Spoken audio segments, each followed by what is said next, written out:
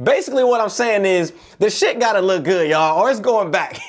Yo, what up, squad? Alright, so I know I just did a video kind of talking about some of the PS5 Pro as well as some of the things that we've learned about it. And if you guys haven't watched that video, listen, don't trip. I got y'all, man. I have a link for you guys right up here to be able to watch it after this video as well as down in the description below. So that way you get caught up on everything that's going on out here because, listen, it's starting to get serious, baby.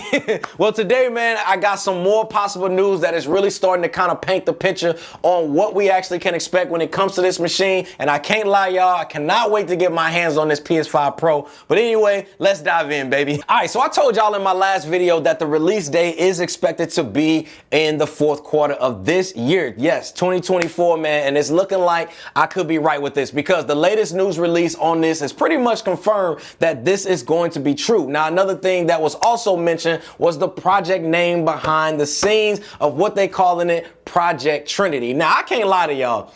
This is by far a dope ass name for a project. Like, imagine, like, you walking around the office, somebody pull up onto you like, yo, what you working on? Hey, I'm working on that new PT, you know. But one of the biggest things, man, that I've been hearing out there in these internet streets with this new PS5 Pro is that it will be aimed at improving on maintaining a consistent FPS or frames per second at the 4K resolution with minimum upscaling, man. Now, this is a huge thing because for me, I'm a graphic nut, I'm a performance snob, and I want all of the FPS goodness as well as the 4K that I can get. Basically what I'm saying is the shit gotta look good, y'all, or it's going back.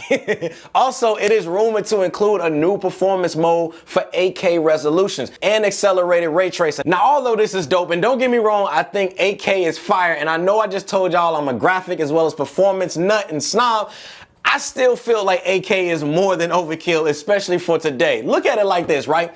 80% of people don't even have a 4K TV within their home. And I know I'm exaggerating with that number, but I just felt like, you know, it was a number. But that's besides the point. But what I'm saying is most people ain't even got 4K TVs within their home, let alone 8K. And I'm even gonna go out there on a limb and say probably 99% of people in the world don't even have an 8K TV. And if you did, it's literally not a flex at all because literally nothing that you guys are watching on that TV is even in 8K. So congratulations, you spent $20,000 on a TV that only has content that was shot and edited in 4K resolution.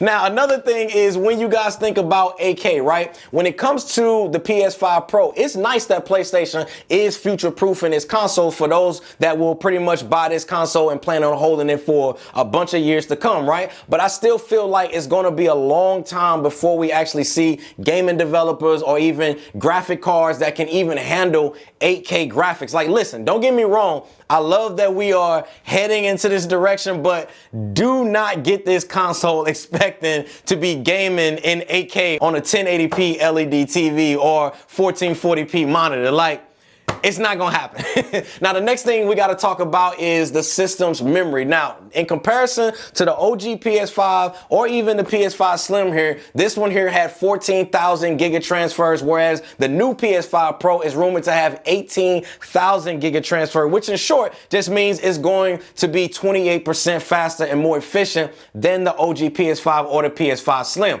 Also, when it comes to rendering times, this will be 45% faster than the OG PS5. 45% in processing time and rendering and all of that, hey, it's all right with me. Now, another rumor is the PSSR or PlayStation Spectral Super Resolution upscaling solution with anti-aliasing. My speculation is that this is actually going to help with making digital images appear way more realistic with smoothing out the imagery to eliminate kind of like, y'all know, like you've seen like those jagged kind of staircase effect around edges sometimes on images. So this combined with that consistent FPS at 4K resolution is going to give us some top tier graphic performance. Now, another thing that I want to mention is that dev kits were also already available and sent out to first party studios all the way back in September of last year and available to third parties since January of this year. And more will be coming later on in the spring to other developers that are out there, and more from the spring of this year, which would be identical to the final product, which is even more proof that this thing is possibly dropping this year. So make sure